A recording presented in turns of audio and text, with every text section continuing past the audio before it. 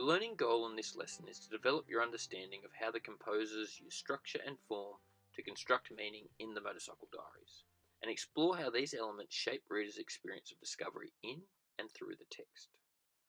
Most people would consider the Motorcycle Diaries to be a memoir. Memoir is from the French word memoir, which means reminisce or memory. Structurally, the Motorcycle Diaries fits within the memoir genre for a number of reasons. Firstly, Ernesto actively reminisces in the first chapter, so we understand each other. He is reflecting on how the journey transformed him whilst he edits his travel notes, explaining, "I am not the person I once was." Secondly, memoirs are generally told in the first person, and Ernesto is the first person narrator for the majority of the Motorcycle Diaries. Occasionally, the text is also written in the third person, and I believe it will be a license for you to receive marks in essays if you analyse the effect that the different narrative voices used has on readers. The reason why you would consider the Motorcycle Diaries to be a memoir, not an autobiography, is explained in Inventing the Truth, The Art and Craft of Memoir by William Zissner. Zissner asserts, unlike autobiography, which moves in a dutiful line from birth to fame, memoir narrows the lens, focusing on a time in the writer's life that was unusually vivid, such as childhood or adolescence, or that was framed by war or travel or public service or some special circumstance.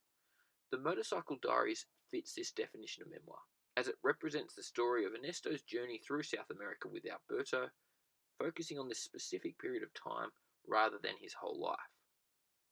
However, although the Motorcycle Diaries fits a number of the criteria for the memoir genre, I don't believe it is a straight memoir, because according to Aleida in her 2004 New York Times article, Riding My Father's Motorcycle, Ernesto never intended to publish his travel notes. I believe that the Motorcycle Diaries, like most texts, is a hybrid of a number of genres.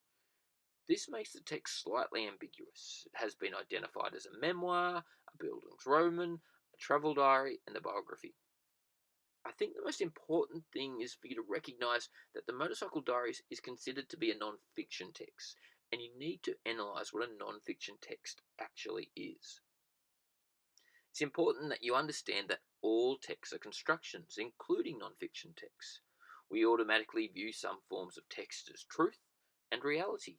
For example, it is natural to think that a news and a current affair program feature will contain more truth than a poem. However, a news feature may be based on inaccurate information, and a poem may reflect a poet's personal experience.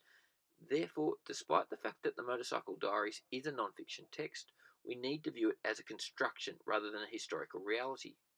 And we need to analyse how the language, form and structure represents Ernesto Guevara's journey through South America in order to achieve a specific purpose.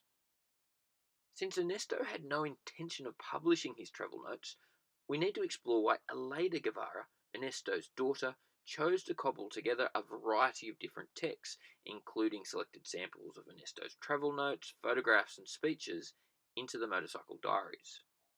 Reading Aleida's prefaces, articles and speeches, I believe that her purpose in constructing the text is to inspire readers to challenge social injustice and to represent Ernesto as a man driven by compassion. Aleida deliberately structures the text to achieve this purpose, using a variety of non-fiction genres, and in doing this, she shapes a reader's perspective and discovery of both Ernesto and the world. In Riding My Father's Motorcycle, Aleida states that her father has a great capacity to love. In the Motorcycle Diaries, Aleida chose to include some of Ernesto's letters to his mother, where he represents himself as a loving and dutiful son, writing, "I've had no news of you, and I'm worried." Ernesto's capacity to love also reveals itself in his compassion for the people less fortunate than himself, such as the sick woman in Valparaiso, who he gave his asthma medicine to, and the lepers in Lima, whom he treated without gloves, and shook their hands as we would shake anybody's.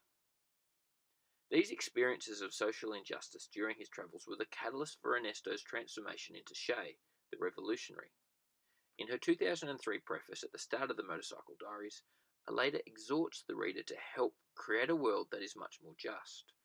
And the conclusion of the Motorcycle Diaries is a transcript of a speech that Che delivered to Cuban medical students, urging them to give themselves to the absolute benefit of the community and to march towards the future. Aleida's choice to end the book with this particular speech achieves two purposes. It allows Che to directly appeal to the reader to challenge social injustice in their own society, and it also reveals the completion of Ernesto's transformation into Che. For Year 12 students, I'd recommend that you have a prepared essay structure, which is very different from a prepared essay for your HSC exam.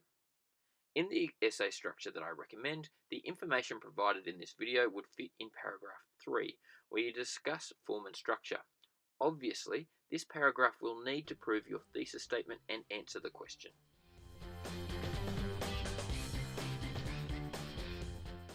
And that's it. You've made it.